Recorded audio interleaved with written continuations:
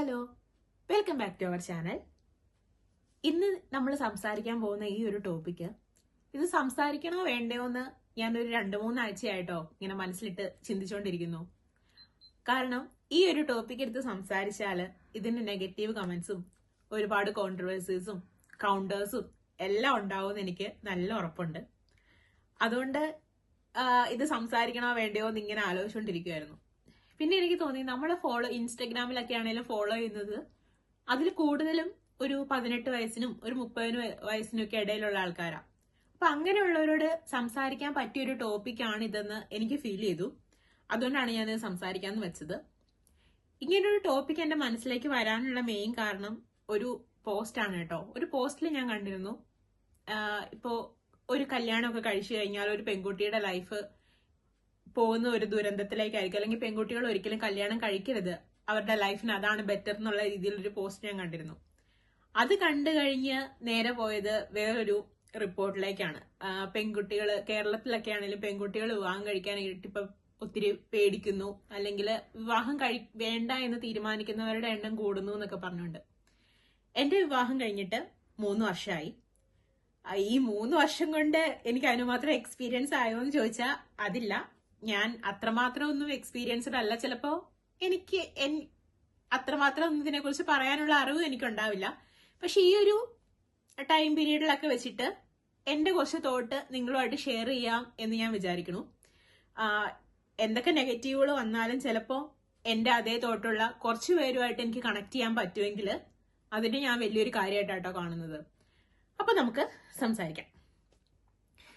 ഒരു വിവാഹം എന്നുള്ളതിനെ കുറിച്ച് നമ്മൾ ചിന്തിക്കുമ്പോൾ നമ്മുടെ മനസ്സിലേക്ക് ഒരു പേടി വരുന്നുണ്ടെങ്കിൽ അതിന്റെ ഏറ്റവും വലിയ കാരണം നമ്മുടെ ഒരു ഫ്രീഡം അതൊരു ആഫ്റ്റർ മാരേജ് നമുക്ക് നഷ്ടപ്പെടുമോ എന്നുള്ള തോട്ടായിരിക്കും കേട്ടോ. എനിക്ക് തോന്നുന്നു അത് തന്നെയാണ് എല്ലാവരെയും വിവാഹം വേണ്ട, ഒറ്റയ്ക്കുള്ള ലൈഫ് തിരഞ്ഞെടുക്കാം എന്ന് തീരുമാനിക്കാനുള്ളൊരു കാരണം. പക്ഷെ എനിക്ക് തോന്നുന്നു നമ്മുടെ ആഫ്റ്റർ മാരേജ് ലൈഫ് അതൊരു സക്സസ് ആവോ അല്ലെങ്കിൽ ഒരു ഫെയിലിയർ ആവോ എന്നുള്ളത് നമ്മളെയും നമ്മുടെ പാർട്ട്ണറെയും മാത്രം ഡിപ്പെൻഡ് ചെയ്തിരിക്കുന്ന ഒരു കാര്യമാണ്. നമ്മളിപ്പോ നമ്മുടെ നാട്ടിലൊക്കെ വിവാഹത്തിന് മുന്നേ ജാതക പൊരുത്തമൊക്കെ നോക്കാറില്ലേ? പക്ഷെ എനിക്ക് തോന്നുന്നു അതിനേക്കാളും എല്ലാം നമ്മൾ നോക്കേണ്ട ഒരു കാര്യം, നമ്മൾ പറയുന്ന കാര്യം നമ്മുടെ പാർട്ട്ണർക്ക് മനസ്സിലാവുന്നുണ്ടോ, അല്ലെങ്കിൽ നമ്മുടെ പാർട്ട്ണർ നമ്മളോട് പറയുന്ന കാര്യങ്ങൾ അതേ അർത്ഥത്തിൽ തന്നെ നമുക്ക് മനസ്സിലാവുന്നുണ്ടോ എന്നുള്ളതൊന്ന് മനസ്സിലാക്കി എടുക്കുക എന്നുള്ളതാണ്. ഞാൻ കേട്ടിട്ടുണ്ട് നമ്മുടെ നാട്ടിലൊക്കെ പറയുന്നത്, ഇപ്പൊ ഒരു എൻഗേജ്മെന്റ് ഒക്കെ കഴിഞ്ഞു കഴിഞ്ഞാൽ ഒരുപാട് നാളൊന്നും കല്യാണം നീട്ടിയിടരുത്, പെട്ടെന്ന് തന്നെ നടത്തണം എന്നൊക്കെ. പക്ഷെ എന്റെ ഒരു കാഴ്ചപ്പാട് വെച്ചിട്ട് കുറച്ചൊരു ഗ്യാപ്പ് ഉള്ളത് തന്നെയല്ലേ നല്ലത്. കാരണം ഒന്ന് പരസ്പരം സംസാരിച്ചിട്ട് നമ്മുടെ ഇപ്പോഴത്തെ ഭാഷയിൽ പറയുവാണെങ്കിൽ വൈബ് സെറ്റ് ആവുന്നുണ്ടോ എന്ന് നോക്കിയതിനു ശേഷം മാത്രം അതൊന്ന് പ്രൊസീഡ് ചെയ്യുന്നതായിരിക്കും എപ്പോഴും നല്ലതെന്ന് എനിക്ക് പലപ്പോഴും തോന്നിയിട്ടുണ്ട്. കാരണം നമ്മൾ പറയുന്നത് നമ്മുടെ പാർട്ട്ണർക്ക് മനസ്സിലാവുന്നില്ല എന്ന് വന്നു കഴിഞ്ഞാൽ ഉറപ്പായിട്ടും നമുക്കൊരു ഹാപ്പി മാരീഡ് ലൈഫ് ഉണ്ടാവുമെന്ന് ഞാൻ പ്രതീക്ഷിക്കുന്നില്ല. പിന്നെ അതുപോലെ തന്നെ ഇത് കണ്ടുകൊണ്ടിരിക്കുന്ന പെൺകുട്ടികളോട് എനിക്ക് പറയാനുള്ള കാര്യം, അല്ലെങ്കിൽ ഒരു വിവാഹത്തിനൊക്കെ മുന്നേ വിവാഹം കഴിക്കണമെന്നൊക്കെ ആലോചിച്ചിരിക്കുന്ന പെൺകുട്ടികളോട് പറയാനുള്ള ഒരു കാര്യം, നമ്മൾ ഒരു മാരീഡ് ലൈഫിലേക്ക് ഇറങ്ങുന്നതിന് മുന്നേ തന്നെ നമ്മൾ ഫിനാൻഷ്യലി ഇൻഡിപെൻഡന്റ് ആണ് എന്നുള്ളത് നമ്മൾ ഉറപ്പായിട്ടും എൻഷുർ ചെയ്യണം.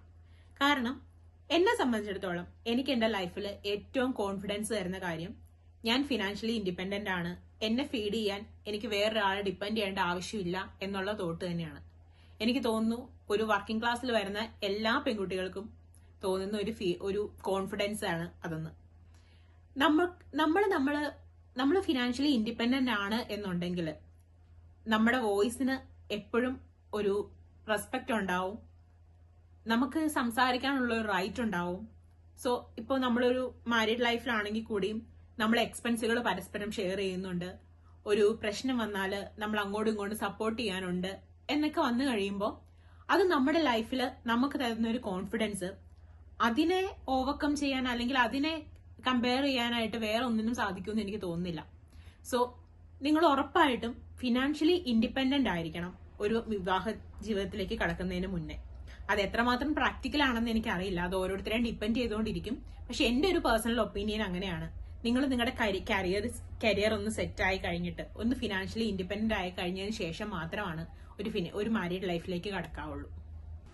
ഒരു മാരീഡ് ലൈഫ് സക്സസ് ആവണം എന്നുണ്ടെങ്കിൽ അതിന്റെ ബേസ് എന്ന് ഞാൻ വിശ്വസിക്കുന്നത് പരസ്പരമുള്ള റെസ്പെക്ട് ആണ് കേട്ടോ. എന്തൊക്കെ എങ്ങനെയൊക്കെ പറഞ്ഞാലും നമ്മൾ ഇൻഡിപെൻഡന്റ് പേഴ്സണാലിറ്റീസ് ആണ്. നമുക്ക് നമ്മുടേതായ ഒരു സ്വപ്നങ്ങളുണ്ട്, നമ്മുടെ കരിയറിന് നമ്മൾ ഇമ്പോർട്ടൻസ് കൊടുക്കുന്നുണ്ട്. അങ്ങനെയൊക്കെ വന്നു കഴിയുമ്പോൾ നമ്മുടെ പാർട്ട്ണറുടെ, അത് ആണായാലും ശരി പെണ്ണായാലും ശരി, അവർക്കും അതുപോലുള്ള സ്വപ്നങ്ങളും അതുപോലുള്ള കരിയർ ഗോൾസും എല്ലാം ഉണ്ടെന്നുള്ള കാര്യം നമ്മൾ മനസ്സിലാക്കണം. അതിനുവേണ്ടി നമ്മൾ പ്രയത്നിക്കണം എന്നൊന്നുമല്ല, പക്ഷെ അതിനെ റെസ്പെക്ട് ചെയ്യാൻ നമ്മൾ എപ്പോഴും റെഡി ആയിരിക്കണം. നമുക്ക് എത്രത്തോളം അവരെ സപ്പോർട്ട് ചെയ്യാൻ പറ്റും എന്നുള്ളതൊക്കെ ഡിപ്പെൻഡ് ചെയ്തുകൊണ്ടിരിക്കും. ബട്ട് അവർക്ക് അവരുടേതായ സ്വപ്നങ്ങളുണ്ടെന്നും അവരുടേതായ ലക്ഷ്യങ്ങളുണ്ടെന്നും നമ്മൾ എപ്പോഴും മനസ്സിലാക്കണം, അതിനെ റെസ്പെക്ട് ചെയ്യണം. അത് വളരെ ഇമ്പോർട്ടന്റ് ആണെന്ന് എനിക്ക് പലപ്പോഴും ഫീൽ ചെയ്തിട്ടുണ്ട്. അതുപോലെ തന്നെ വേറൊരു കാര്യം, മാരീഡ് ലൈഫ് ഒരിക്കലും ഒരു ട്രാൻസ്ഫർ ഓഫ് ഓണർഷിപ്പ് അല്ല.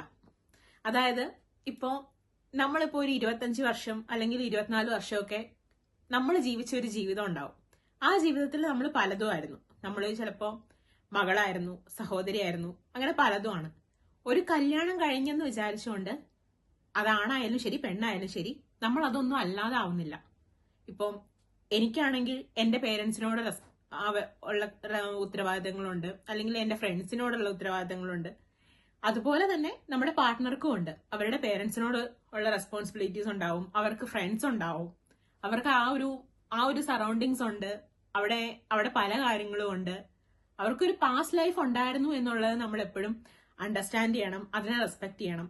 അപ്പോൾ നമ്മൾ പറയില്ലേ, എന്തെങ്കിലും ചെയ്യുമ്പോൾ കൈക്ക് കയറി പിടിക്കാൻ പോകരുതെന്ന്. അവരവരുടെ ജീവിതം ജീവിച്ചോട്ടെ, അതിന്റെ ഇടയ്ക്ക് പോലും നമ്മൾ തടസ്സം നിൽക്കേണ്ട കാര്യമില്ല. ഒരു മാരീഡ് ലൈഫ് അത് ഫെയിലിയർ ആവുന്ന അല്ലെങ്കിൽ ഒരു ദുരന്തം ആകുന്നത് എപ്പോഴാണെന്ന് അറിയോ? അവിടെ ഒരു മാസ്റ്റർ സെർവന്റ് റിലേഷൻഷിപ്പ് ഉണ്ടാകുമ്പോഴാണ്. അങ്ങനെ ഒരു റിലേഷൻഷിപ്പിന്റെ പ്രത്യേകതയാണ്, ഒരാൾ അവിടെ സാക്രിഫൈസ് ചെയ്യേണ്ട വരും. ഒരാളുടെ ഇഷ്ടങ്ങൾ മാത്രമായിരിക്കും അവിടെ നടക്കുക. പക്ഷെ അങ്ങനെ അല്ലാതെ പരസ്പരം റെസ്പെക്ട് ചെയ്ത് പരസ്പരം കണ്ടറിഞ്ഞ് എല്ലാം ചെയ്യാൻ നമ്മൾ റെഡിയാണ്. അല്ലെങ്കിൽ ഒരു ഡിസിഷനൊക്കെ എടുക്കുന്ന ടൈമിൽ നമ്മൾ അങ്ങോട്ടും ഇങ്ങോട്ടും ഒക്കെ ചോദിച്ച് രണ്ടുപേരുടെ അഭിപ്രായങ്ങളെ റെസ്പെക്ട് ചെയ്ത് ഒരു ഈക്വൽ പാർട്ട്ണർഷിപ്പ് ഉണ്ടാവുകയാണെന്നുണ്ടെങ്കിൽ മാരീഡ് ലൈഫ് വളരെ ബ്യൂട്ടിഫുൾ ആണ് കേട്ടോ. അതുപോലെ തന്നെ എനിക്ക് തോന്നുന്നു, ഞാൻ പറഞ്ഞില്ലേ, ഒരു മാസ്റ്റർ സെർവന്റ് റിലേഷൻഷിപ്പ് അതല്ല ശരിക്കും വേണ്ടത്. അതിനു പകരം ഒരു ഫ്രണ്ട്ഷിപ്പ് ഉണ്ടാവുകയാണെന്നുണ്ടെങ്കിൽ, നമുക്ക് നമ്മുടെ ഒരു ബെസ്റ്റ് ഫ്രണ്ടിനെ നമ്മുടെ പാർട്ട്ണറിൽ കാണാൻ പറ്റുവാണെന്നുണ്ടെങ്കിൽ, ഇത് എനിക്ക് തോന്നുന്നു ആഫ്റ്റർ മാരേജ് ലൈഫ് എന്ന് പറയുന്നത് അത്ര ഫിയർഫുൾ ഒന്നും ആയിരിക്കില്ല. കുറച്ചും കൂടെ ഒക്കെ നമുക്ക് എൻജോയ് ചെയ്യാൻ പറ്റുന്ന ഒന്നായിരിക്കും. എനിക്കറിയില്ല എത്ര പേര് എന്നോട് യോജിക്കുമെന്ന്, പക്ഷെ എന്റെ ഒരു തോട്ട് നിങ്ങളോട് ഷെയർ ചെയ്യണമെന്ന് തോന്നി. അപ്പൊ ഇത് കുറച്ച് പേർക്കെങ്കിലും യൂസ്ഫുൾ ആവുമെങ്കിൽ നമ്മുടെ ചാനൽ സബ്സ്ക്രൈബ് ചെയ്യുക, നമ്മുടെ കൂടെ കൂടിക്കൊള്ളുക. അപ്പൊ അടുത്തൊരു വീഡിയോ ആയിട്ട് കാണുന്നത് വരെ ബൈ ബൈ.